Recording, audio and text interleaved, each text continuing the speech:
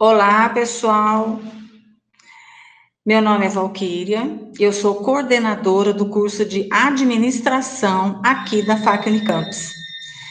E eu vim aqui para bater um papo com vocês.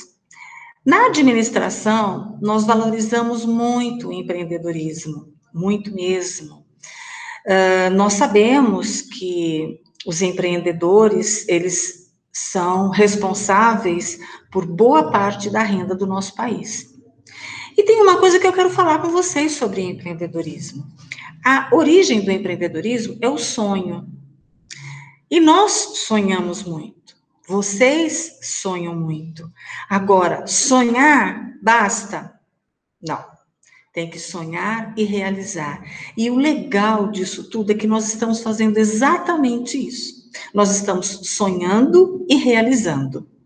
Você está sonhando em tirar uma nota alta no Enem, uma notona no Enem. Você está sonhando com isso.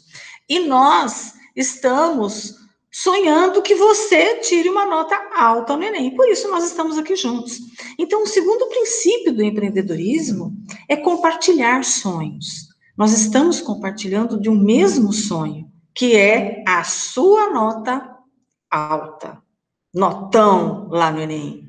Isso é muito legal, gente, é muito joia, é muito bom dividir sonhos e encontrar parceiros para realizar os nossos sonhos. E nós estamos aqui como parceiros de vocês para realizar o seu sonho de tirar uma nota muito boa no Enem. E nós vamos nos encontrar outras vezes. Eu quero vir aqui falar mais vezes com vocês.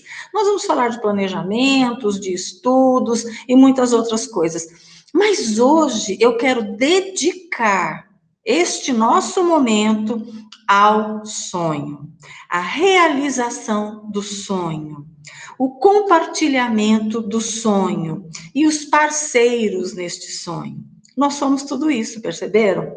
Nós sonhamos uma boa nota no Enem, nós estamos dividindo este sonho, compartilhando este sonho, nós estamos sendo parceiros neste sonho e nós vamos realizar este sonho. Essa é a melhor parte, realizar o sonho.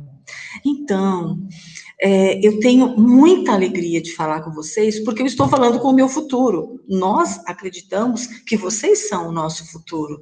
Vocês são profissionais que começam a surgir, não é? Daqui a pouco vocês são profissionais aí no mercado. Agora vocês estão se preparando, vocês estão surgindo, vocês estão todos brotando para este novo momento. E nós estamos aqui sonhando com vocês, acreditando em vocês, investindo em vocês e querendo ver o sucesso de vocês. Isso não é muito legal, gente? Isso é muito bom.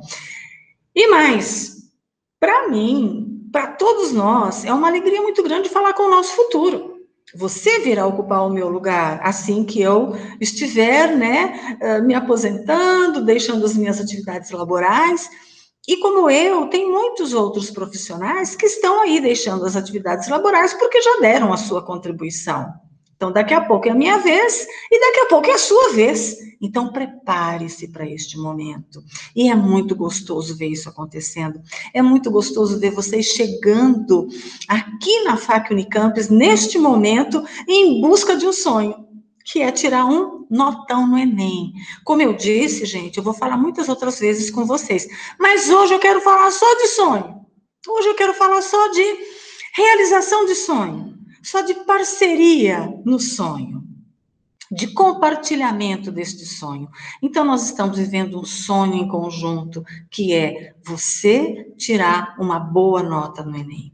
E a nossa equipe, a equipe da FAC Unicampus, está toda aqui, junto com você, trabalhando com você, trabalhando por você, para que você se saia muito bem na sua vida profissional, que começa agora.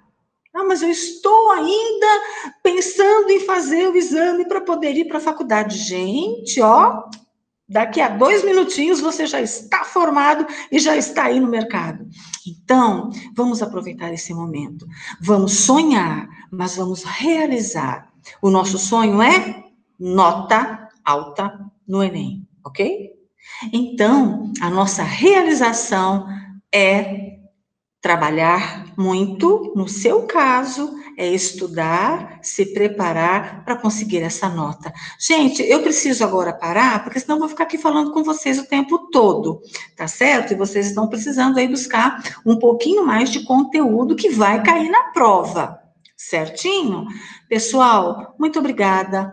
Fiquem com Deus, que Deus ilumine essas mentes maravilhosas que vocês têm. Beijo para todos vocês. Deus que abençoe e ilumine essas mentes brilhantes. Olá, nós estamos aqui hoje para gravar mais uma aula de língua portuguesa para o Enem. É uma iniciativa da Faculdade Unida de Campinas, FAC Enem. Então, como vocês podem ver, eu tenho os slides aqui e nós vamos trabalhar a respeito deles, certo? Bem, meu nome é Elda Núbia Rosa, professora mestra em língua portuguesa, doutoranda em língua portuguesa. Então, a prova de língua portuguesa do Enem pertence ao grupo das linguagens, códigos e suas tecnologias. Muitas vezes a gente se assusta porque são textos demais, pouco tempo, a prova de língua portuguesa acontece sempre no primeiro dia. Então, tudo isso faz com que nós fiquemos assustados com relação a essa prova, tensos, né, com relação a essa prova, o que é normal, certo? Então, não se assustem com isso, porque é normal. Mas a gente pode, pelo menos, achar um meio de aliviar essas tensões, que é o que nós vamos discutir aqui hoje. A gente precisa entender quais são os dispositivos que o Enem vai utilizar para cobrar desses alunos que vão fazer, desses candidatos que vão fazer o Enem esse ano, e o que eu posso fazer enquanto candidato, o que eu posso fazer, então, para que seja pelo menos minimizada esse desconforto que é você, às vezes, chegar lá na prova e dizer, nossa, não sei nada. No primeiro momento, eu quero dizer para vocês que não existe essa história de não saber nada.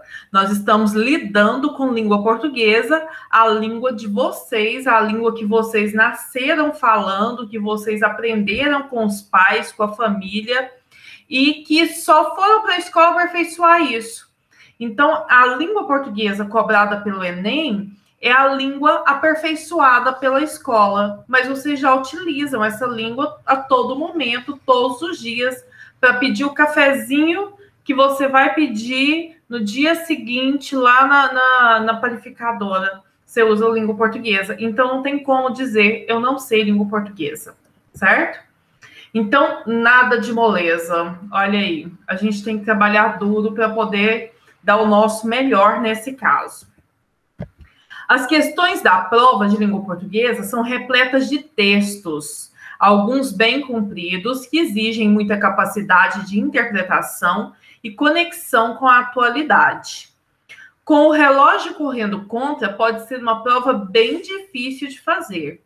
Então, são vários textos, textos longos, textos complexos, que exigem muito de nós. E aí, de repente, isso causa um certo pânico, mas procurem manter a calma.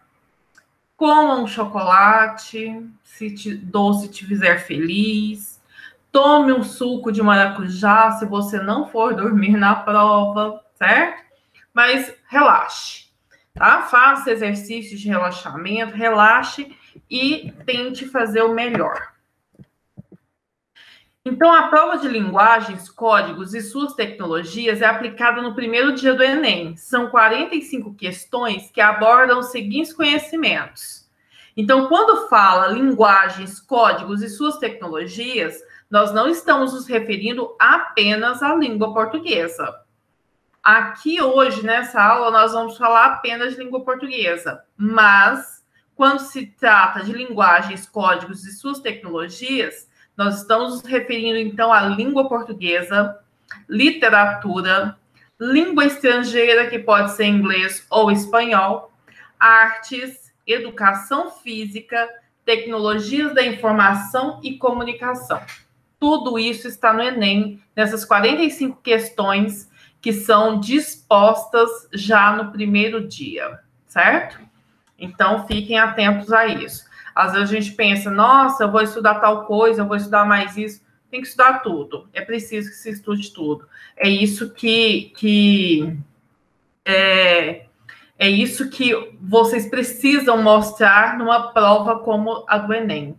Vocês precisam mostrar que vocês passaram durante todo esse tempo na escola, o ensino fundamental, o ensino médio, e conseguiram adquirir algum conhecimento, certo? Então, é preciso mostrar todo o conhecimento adquirido. O que o candidato deve saber para fazer a prova de língua portuguesa? O que deve saber? Então, vamos lá. O candidato tem que ler muito, ler de tudo que encontrar sobre a atualidade, sobre as matérias estudadas na escola, como química, física, matemática, história, entre outras. Acabei de dizer, a gente precisa demonstrar um conhecimento amplo para poder dizer, eu sou proficiente em língua portuguesa. Então, você precisa saber ler, e ler de tudo. Às vezes, as pessoas acham assim, não, ler é só ler aqueles livros que a escola pede. A Moreninha, 5 Minutos, Grandes Sertões Veredas. Não, não é isso. É isso também. Você precisa ler a literatura também, porque, como vocês viram, literatura também vai estar no Enem. Então, você também precisa saber literatura. Mas não é só isso. Leia de tudo. Leia jornal, leia revista. Ao invés de gastar o seu tempo lá no Instagram, por exemplo, fazendo fofocas e olhando a vida dos outros, que é isso que a gente gosta de fazer, faça isso também, porque isso diverte, né? Enfim, faça isso também. Mas eu aconselho vocês a ir lá no Instagram e curtir as páginas das revistas. Curta a página lá da revista Veja, curta a página da revista Isto É, curta. Se você começa a acompanhar, além de curtir, se você começa a seguir essas páginas, vocês vão ver lá todos os dias, vocês vão perceber que eles vão postando coisas diariamente e o dia todo. Então, você fica... se você tem esse costume, como nós temos muito costume de nos atentarmos às redes sociais, né? Ao Instagram, por exemplo, então faça isso, una o útil ao agradável. Curta essas páginas, siga essas páginas, página do Jornal Popular, da Folha de São Paulo. Então, você segue essas páginas e você fica antenado às notícias que acontecem. É preciso saber sobre tudo. Ah, fulano, o marido matou a fulana lá em Rio Verde. É preciso que eu saiba disso. Porque aí eu já tenho em mente que existe um índice de mortalidade por conta do feminicídio. Porque os homens se acham superiores e como eles são mais fortes e eles... vão estar num lugar mais privilegiado, então eles podem matar ou fazer qualquer tipo de chantagem, alguma coisa assim. Fiquem antenados, tá? Às vezes você pensa assim, não, mas eu não tenho nada com isso. Tem. Você precisa saber a respeito disso, sobre política, sobre sociedade, sobre economia. Então, o ministro tal foi demitido hoje. Então, olha lá, por que ele foi demitido? Isso vai fazer diferença? Vai. Nós vamos ver agora que vai fazer diferença. Vai fazer diferença tanto para você fazer a prova de língua portuguesa, que nós vamos comentar aqui agora, quanto para você realizar a prova de redação. Então, faz muita diferença. Mantenha-se ligado, certo? Outra coisa, o estudante também deve dedicar um tempo ao aprendizado da norma culta da língua. É preciso que a gente conheça a norma culta da língua. Como nós estamos falando de redes sociais, vamos falar do WhatsApp também.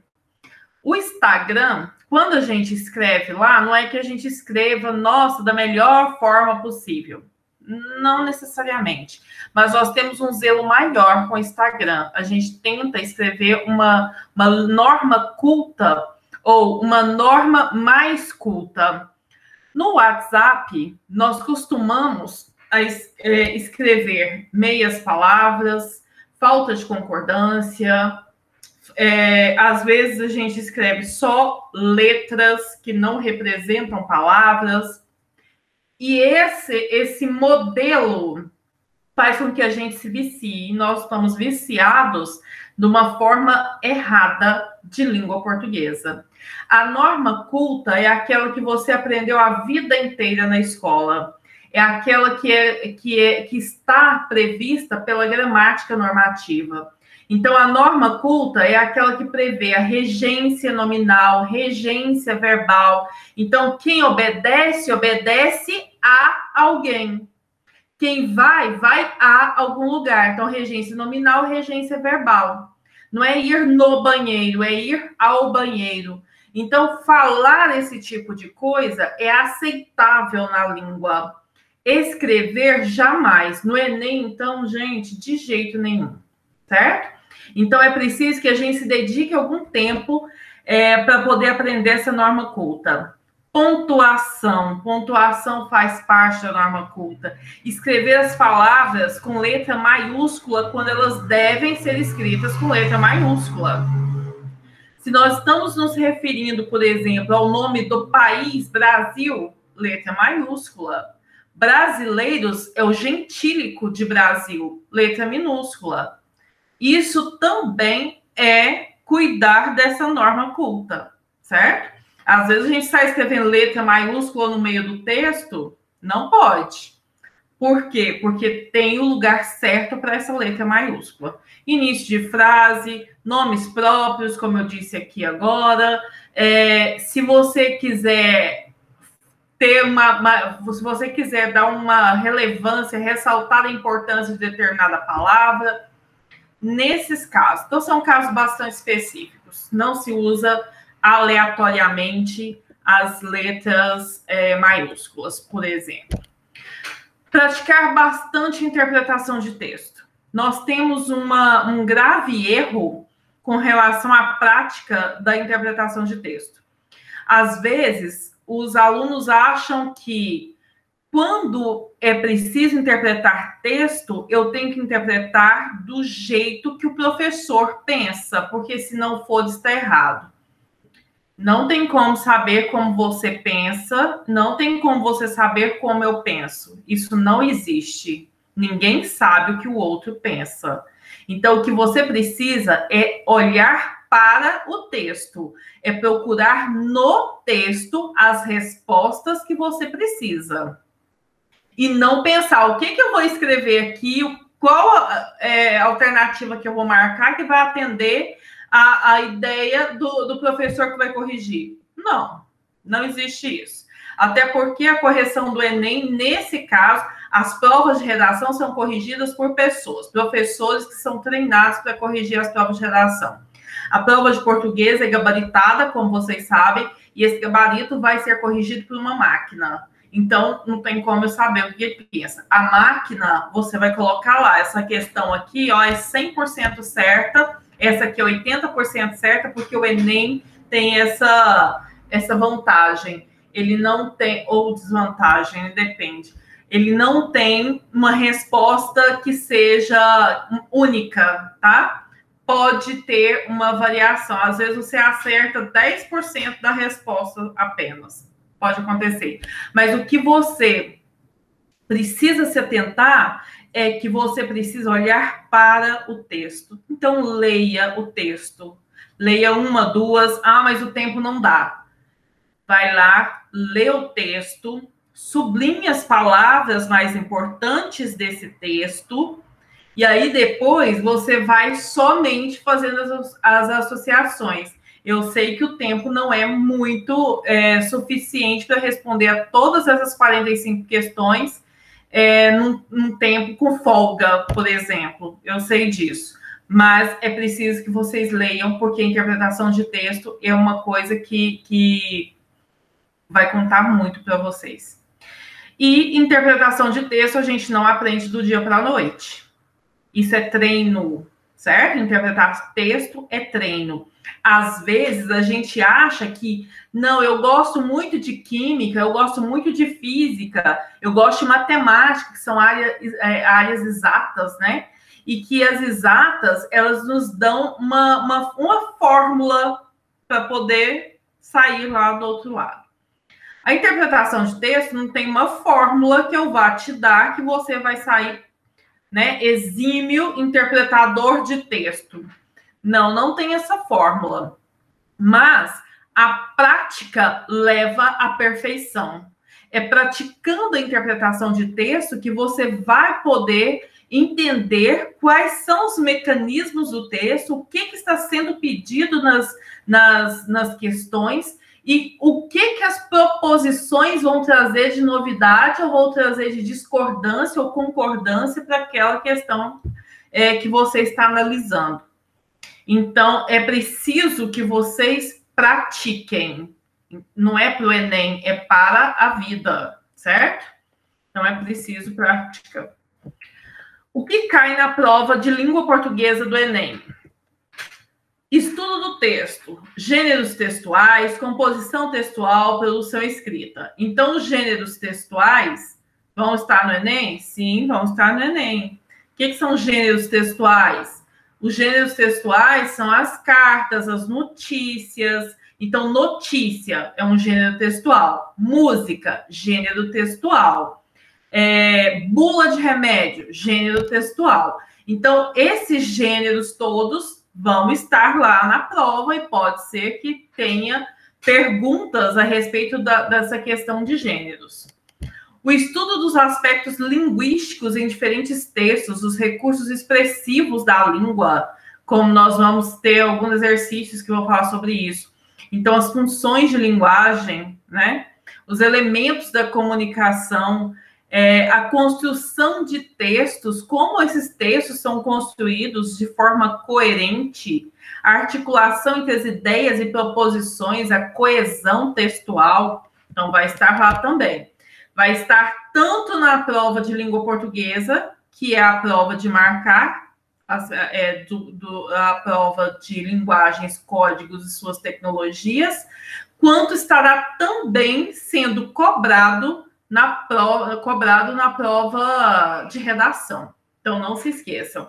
Às vezes, a gente pensa que em redação, o que vai ser cobrado é só que eu faça uma redação como eu aprendi lá na escola? Não.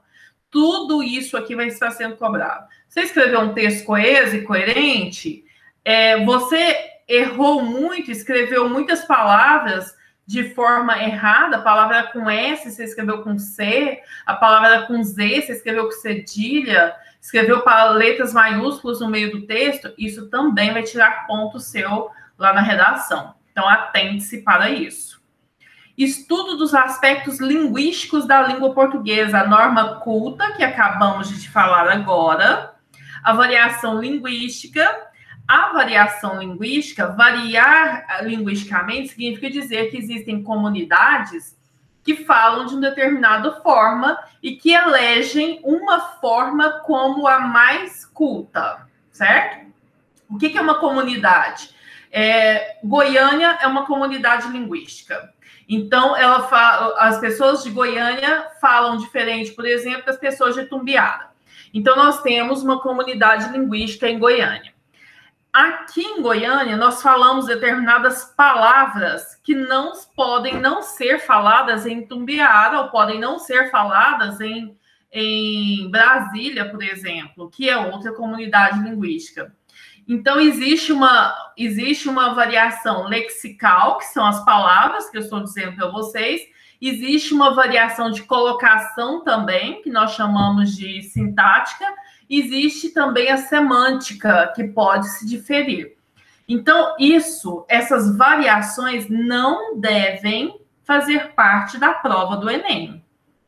A menos que tenha lá uma pergunta a respeito de variação. Por exemplo, a palavra mandioca pode ser que outra palavra pode variar de que forma?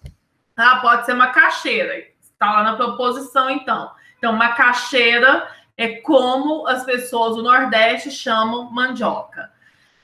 Então, nesse caso, pode, mas escrever essa variação ou considerar essa variação não pode, certo? Elementos de referência pessoal, temporal, espacial.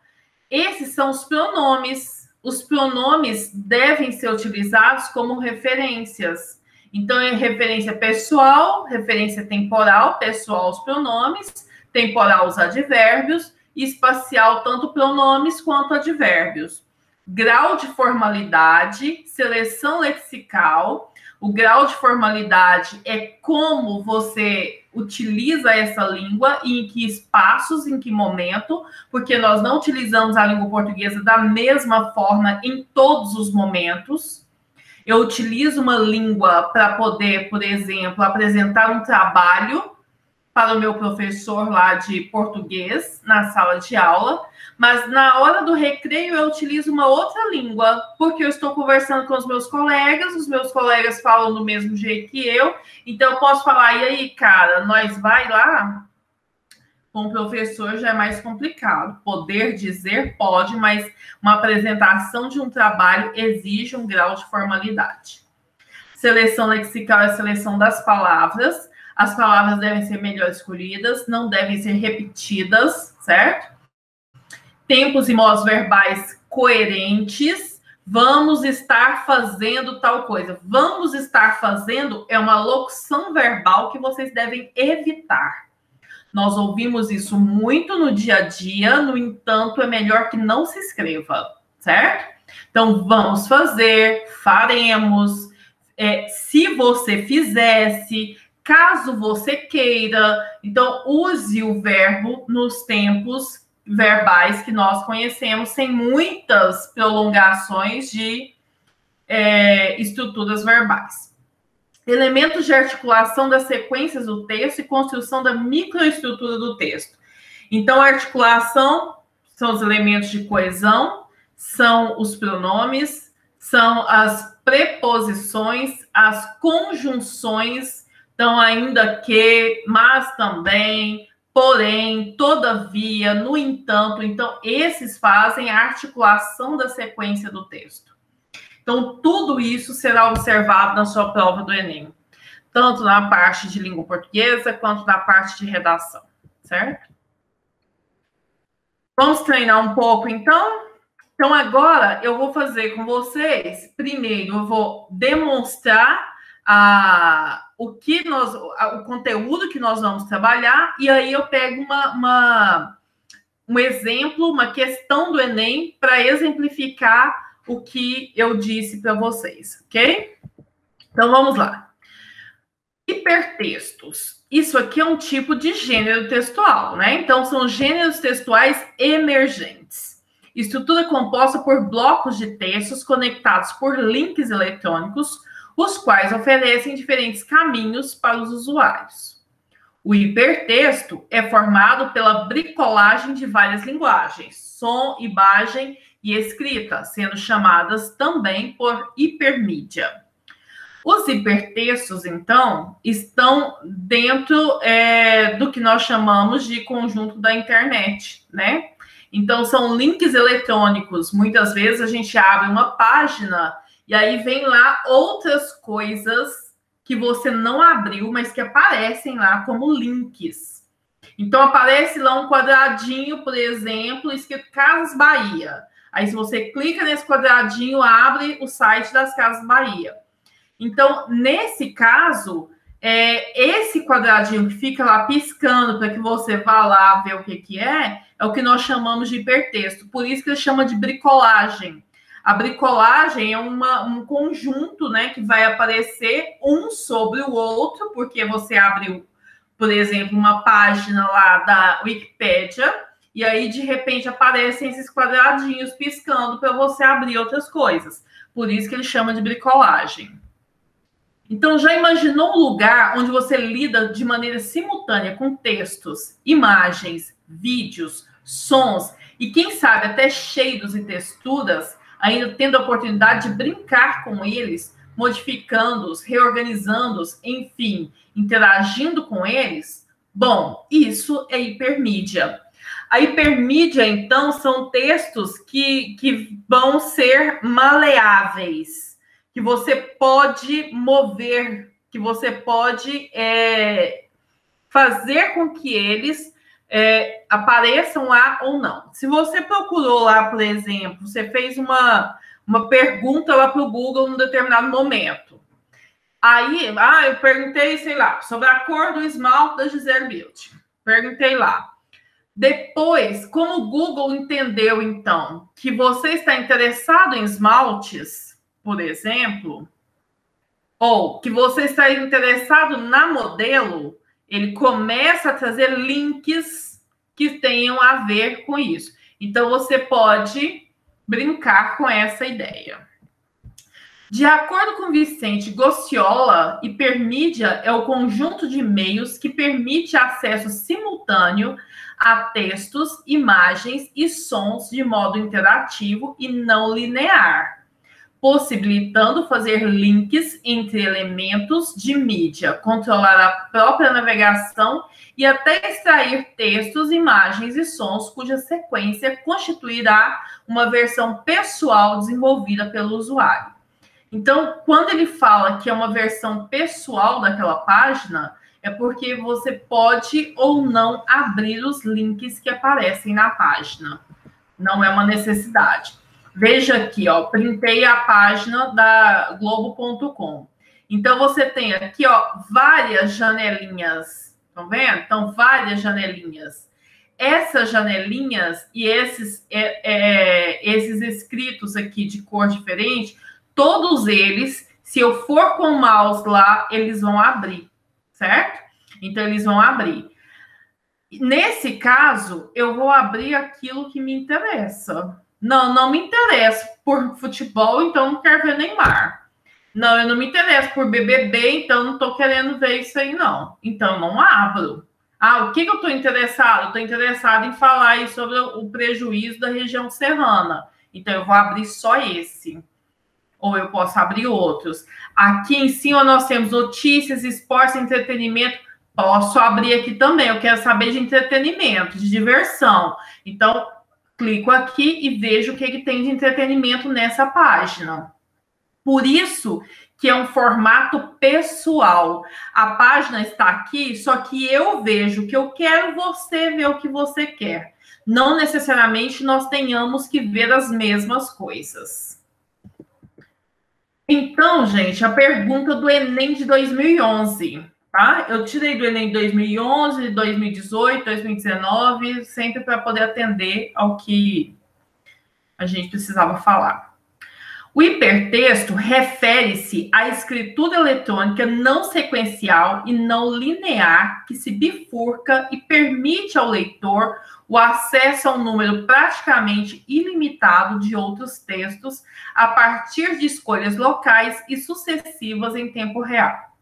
Assim, o leitor tem condições de definir interativamente o fluxo de sua leitura a partir de assuntos tratados no texto, sem se prender a uma sequência fixa ou a tópicos estabelecidos por um autor. Trata-se de uma forma de estruturação textual que faz o leitor simultaneamente coautor do texto final. O hipertexto se caracteriza, pois, como um processo de escritura, leitura eletrônica multilinearizado, multissequencial e indeterminado, realizado em um novo espaço de escrita. Assim, ao permitir vários níveis de tratamento de um tema, o hipertexto oferece a possibilidade de múltiplos graus de profundidade simultaneamente, já que não tem sequência definida, mas liga textos não necessariamente correlacionados.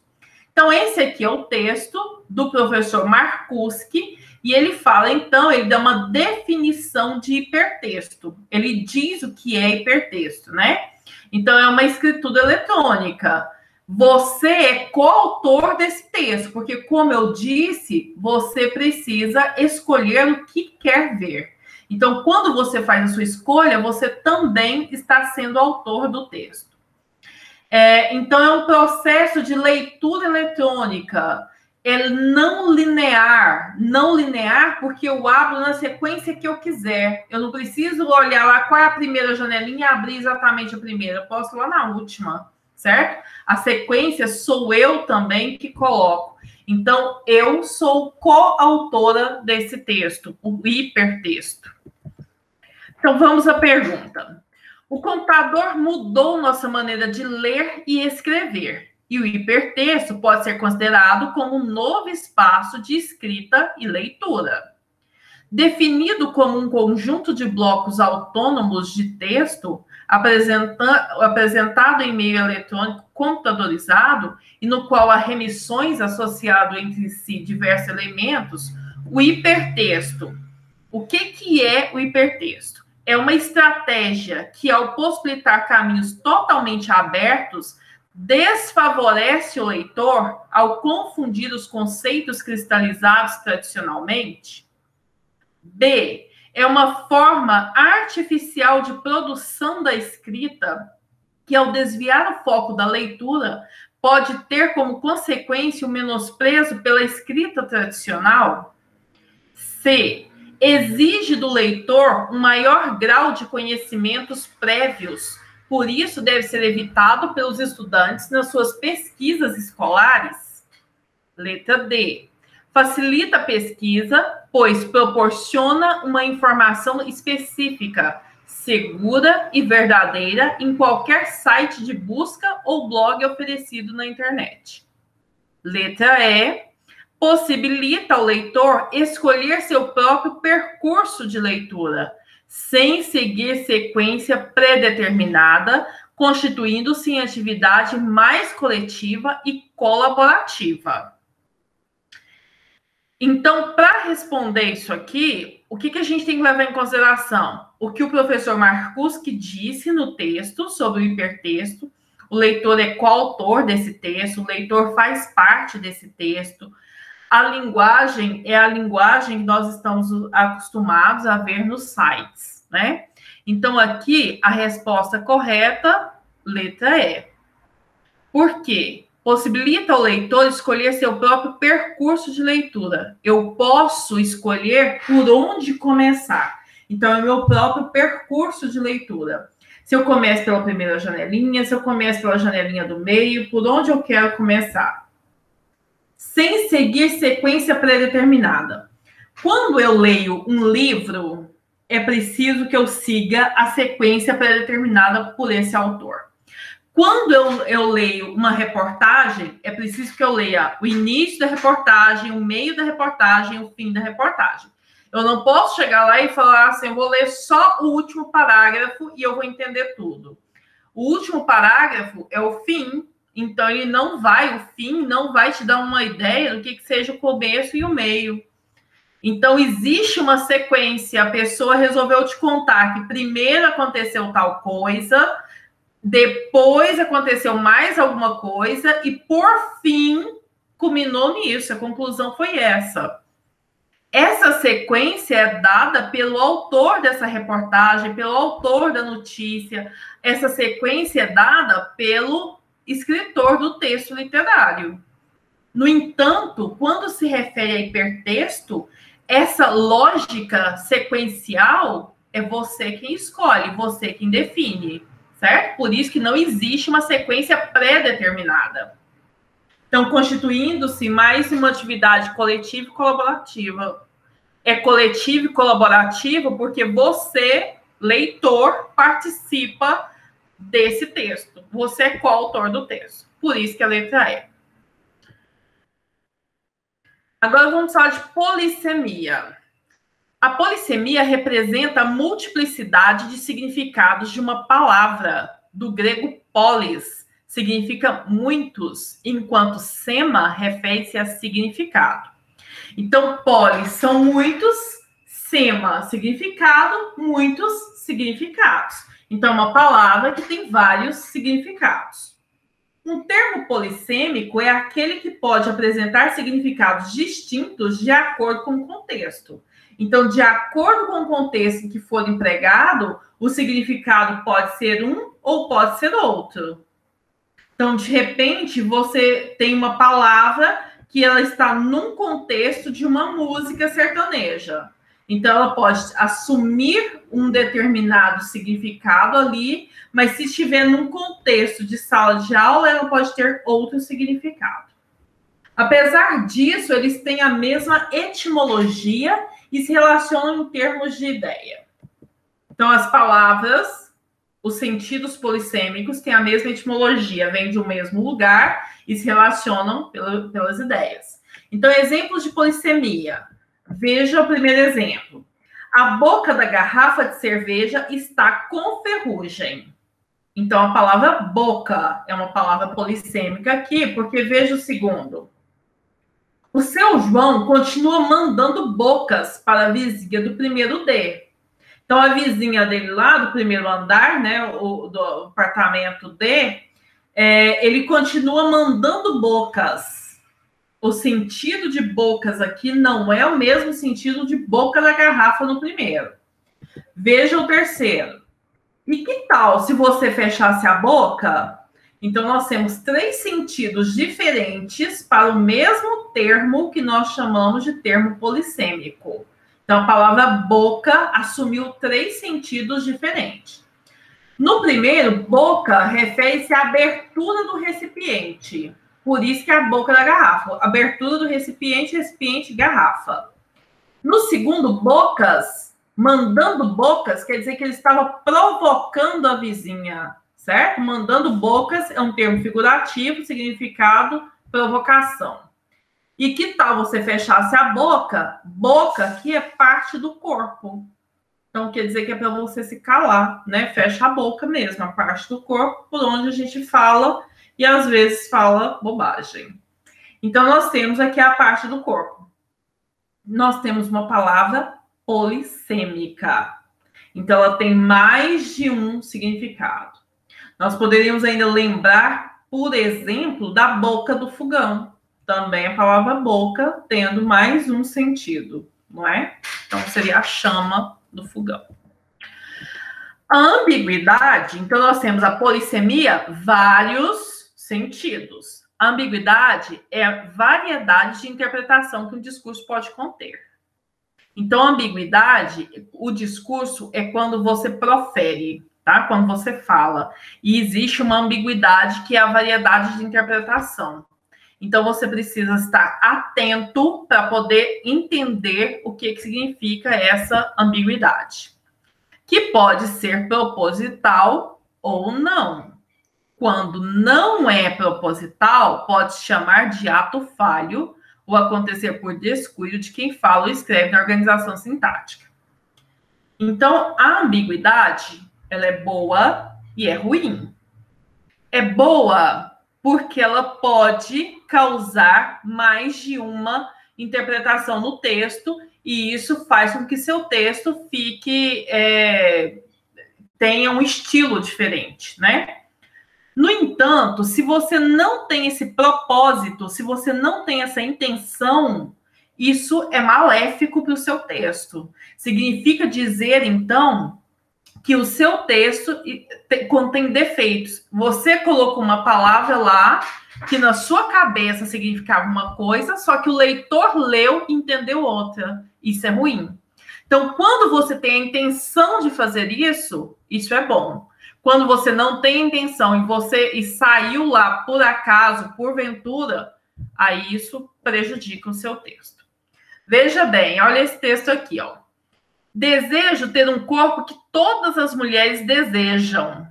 Ele está aí, então, senhor barrigudinho, de bigode, careca, e aí, provavelmente, quando ele chega nessa fonte dos desejos, o que ele quer é se tornar um homem bonito, forte, né, com cabelo, sem essa barriga, um porte atlético, e que ele seria desejado por todas as mulheres. No segundo quadrinho, quando a fonte realiza o desejo dele, ele tem um corpão de mulher, não é?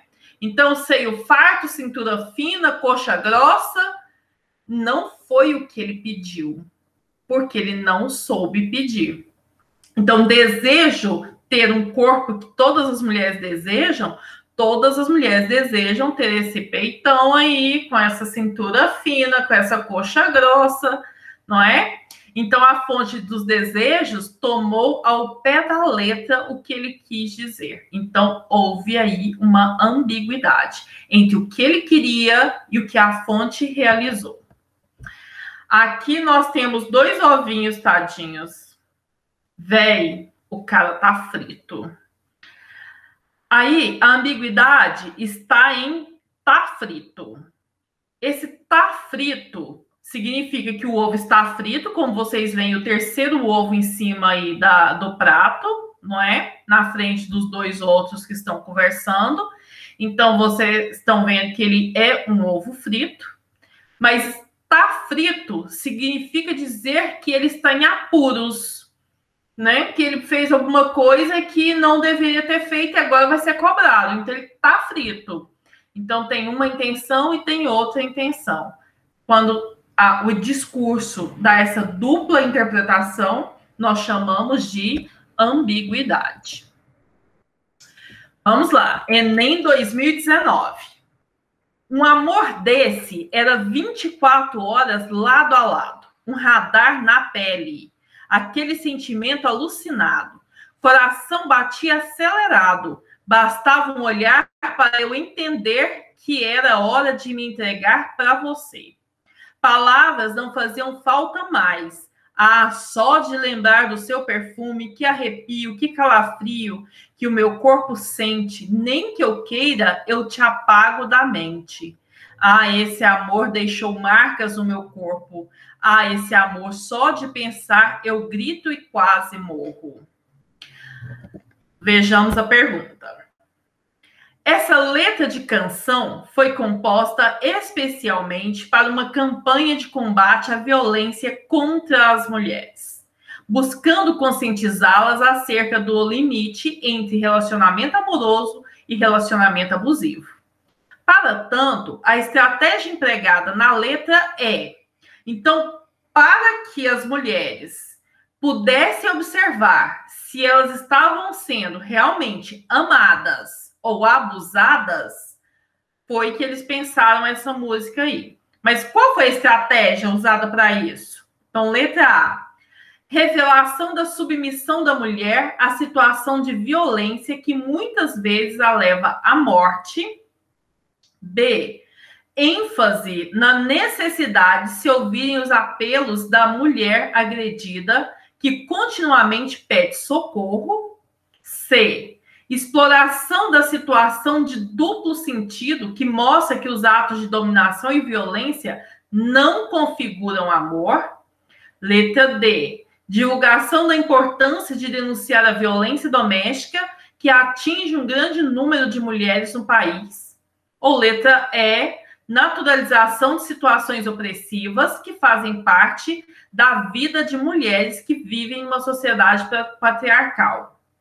Então, olha, aqui no final ele diz assim, ó, nem que eu queira eu te apago da minha mente. Quando ele fala nem que eu queira eu te apago da minha mente, pode ser que ele ame demais ou pode ser que ele seja um obsessor, uma pessoa obcecada pela outra, não é? Ah, esse amor deixou marcas no meu corpo. Deixou marcas no meu corpo porque eu apanhei e aí deixou um olho roxo, deixou, sei lá, uma facada, deixou um arranhão, foi isso? Ou quando ele diz deixou marcas no meu corpo, significa dizer que quando eu penso nele eu arrepio porque eu me lembro, ou quando eu penso nele eu sinto mais amor do que pensar em outras pessoas. Então, deixou marcas no meu corpo pode ser tanto uma coisa quanto outra.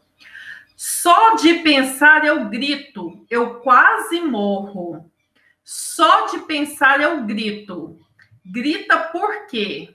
Grita de felicidade porque está pensando na pessoa amada, ou grita de pavor porque a pessoa realmente não fez por onde merecer.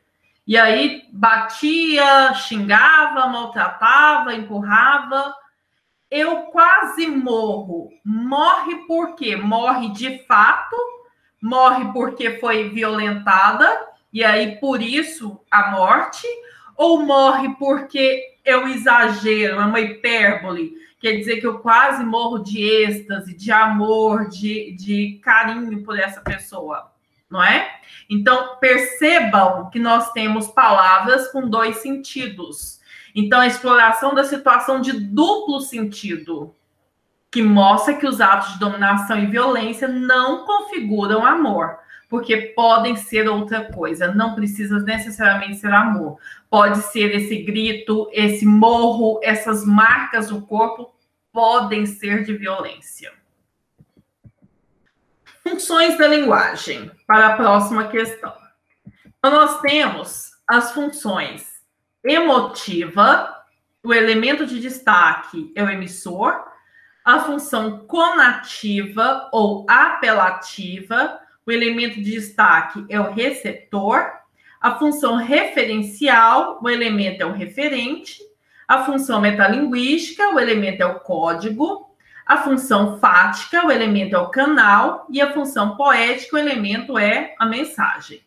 Então, nós temos 6 elementos da comunicação: emissor, receptor. Então, numa comunicação, eu preciso que eu tenha um emissor, alguém que fale, um receptor, alguém que vai ouvir o que o emissor disse, um referente, que é sobre o que o emissor está falando. O emissor está falando sobre o quê? Ele está falando sobre o atraso dos ônibus? Esse é o referente. É preciso que haja um código, é preciso que o emissor e o receptor falem o mesmo código, certo? Ou seja, os dois precisam falar língua portuguesa para serem compreendidos, ou se eles falam inglês, os dois precisam falar língua inglesa para que sejam compreendidos, ou se eles falam espanhol, precisam falar os dois língua espanhola, ok? O canal, que é por onde essa mensagem vai veicular. Aqui, por exemplo, o canal é o computador, que eu uso aqui para poder gravar a aula para vocês. O canal pode ser o telefone, que você usa para poder conversar com alguém. Então, o canal é por onde, certo? E a mensagem é o texto em si. Então, a mensagem é o texto que o discurso que você vai proferir, que o emissor vai proferir. Então, para cada um desses elementos, nós temos uma função. Então, primeiro, a função referencial ou denotativa é a função da informação. Então, ele é ligado ao referente, ele é ligado ao assunto. Então, quando for ligado ao referente, ao assunto, vai estar presente em textos como artigos científicos, textos didáticos, o livro de português, o livro de matemática, tudo tem função referencial e denotativa. O livro de história, o livro de geografia, função referencial e denotativa. Os folhetos que você pega lá na rua, que estão escritas promoções do supermercado, função denotativa, porque é preciso que fale exatamente o que vai acontecer. Os manuais, manual do computador, o manual da impressora, o manual da televisão, função referencial.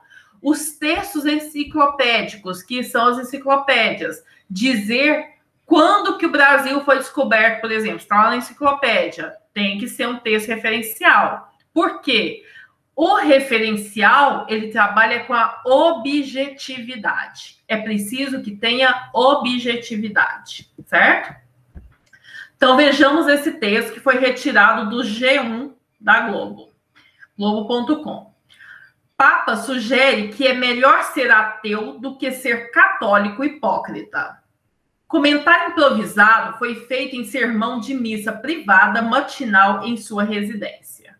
O Papa Francisco criticou novamente alguns membros da sua própria igreja, nessa quinta-feira 23, sugerindo que é melhor ser ateu do que um dos muitos católicos que levam o que disse ser uma vida dupla e hipócrita.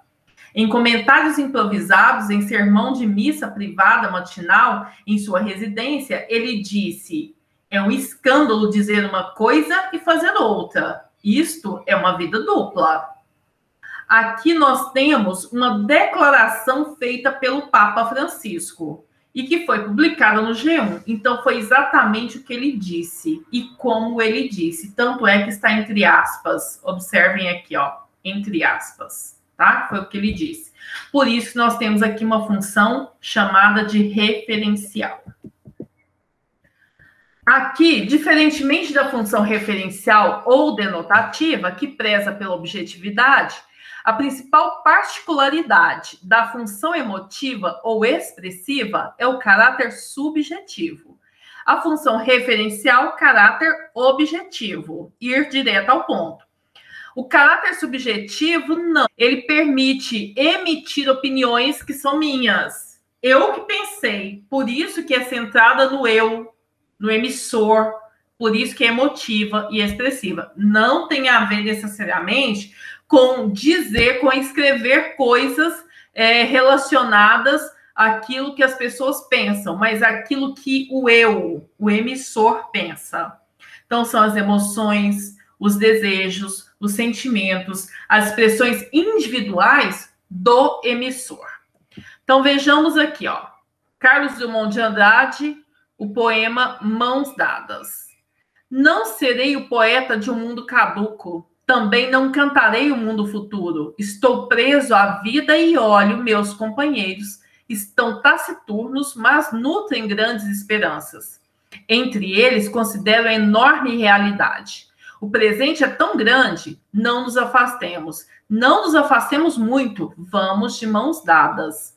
Não serei o cantor de uma mulher, de uma história. Não direi os suspiros ao anoitecer, a paisagem vista da janela. Não distribuirei entorpecentes ou cartas de suicida. Não fugirei para as ilhas, nem serei raptada por serafins. O tempo é a minha matéria, o tempo presente, os homens presentes, a vida presente. Quando ele escreve esse texto, percebam que ele escreve em primeira pessoa.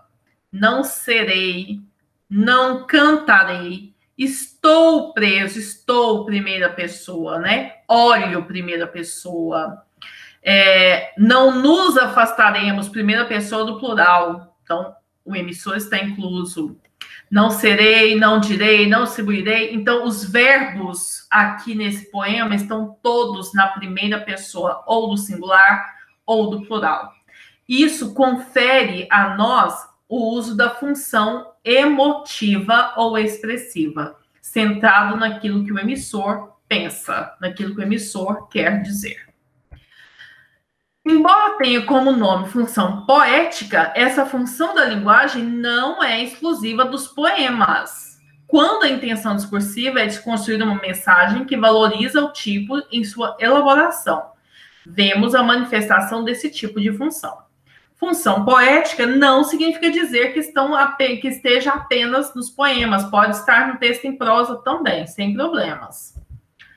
Então, a função poética, ele é o trabalho com a linguagem, certo?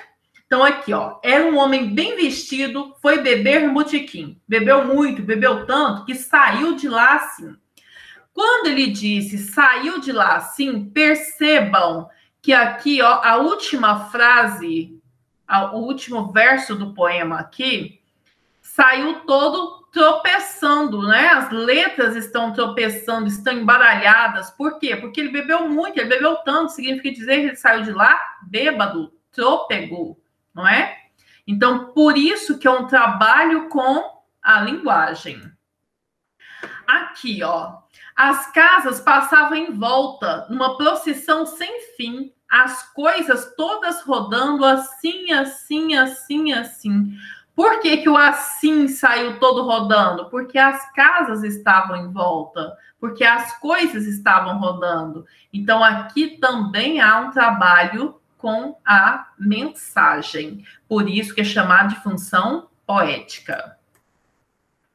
Centrada no canal, ou veículo de comunicação, a função fática ou de contato é aquela em que a intencionalidade está na manutenção do ato comunicativo. Ou seja, quando o emissor, que é o locutor, busca estratégias para manter a interação com o receptor, que é o interlocutor. Então, aqui nós estamos centrados no canal. quando você chega em algum lugar, numa recepção de hospital ou na sala de aula, você chega e diz bom dia, boa tarde, boa noite. Quando você diz isso, na verdade, o que você está querendo é saber se alguém percebeu que você chegou. Não é necessariamente dizer, olha, eu estou te desejando uma boa tarde, uma boa noite. Não. Eu estou querendo saber se alguém percebeu a minha chegada. Então, por isso que está centrada no canal de comunicação. Então, olha, comunicação. É importante saber o nome das coisas, ou pelo menos saber comunicar o que você quer. Imagine se entrando numa loja para comprar como é mesmo o nome? Então, quando ele fala e não lembra, ele já começou a função fática, né? Posso ajudá-lo, cavalheiro? Pode, eu quero um daqueles, pois não? Como é mesmo o nome? Sim. Pomba, que cabeça a minha, a palavra me escapou por completo. É uma coisa simples, conhecidíssima, sim, senhor. Então, quando ela fala sim, senhor, sim, e aí ele não sabe o nome, isso aqui é a função fática, é só para poder manter o contato. Quando você entra no elevador, por exemplo, e diz para a pessoa, nossa, está quente hoje, hein?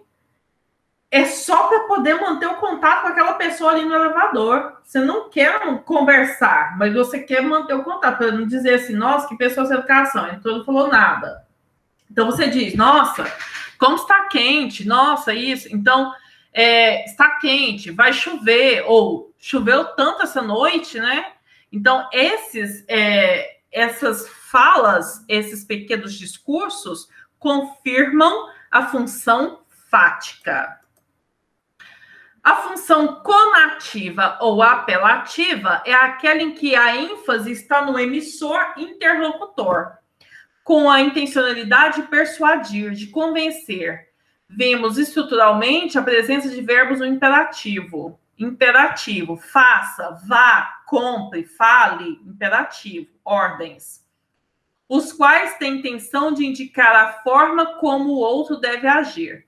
Podemos verificar a ocorrência desse tipo de função em textos de caráter publicitário, discursos políticos e religiosos, e também em cartas argumentativas. Vote em fulano de tal, não é? Compre tal coisa. Você não se arrependerá por adquirir determinado produto. Então, a função conativa ou apelativa, ela tem ênfase nesse emissor, e é quando o emissor vai convencer o seu receptor, o seu interlocutor, certo?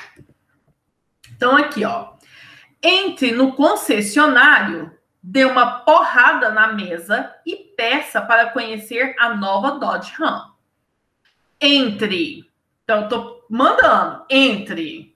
Dê uma porrada. Também estou mandando. Dê uma porrada. Peça para conhecer. Então, verbos no imperativo. Aqui nós temos um texto publicitário. Configura-se aqui, então, a função conativa ou apelativa. Não pise na grama. Função conativa ou apelativa. Certo? A função metalinguística é a função da explicação. Geralmente ouvimos dizer que a função metalinguística é aquela em que o código explica o próprio código. Ou seja, a linguagem explica a própria linguagem e então teríamos o dicionário como principal representante dessa função. No entanto, podemos dizer que toda forma de explicação com expressões como ou seja, sendo assim, por exemplo, introduzem a manifestação dessa função da linguagem. Então, a função metalinguística é quando nós temos a necessidade de explicar determinada coisa. Como aqui, por exemplo, também um poema de Carlos Drummond de Andrade. Chega mais perto e contempla as palavras. Cada uma tem 1000 faces secretas sobre a face neutra. E te pergunta sem interesse pela resposta. Pobre ou terrível que lhe deres. Trouxeste a chave?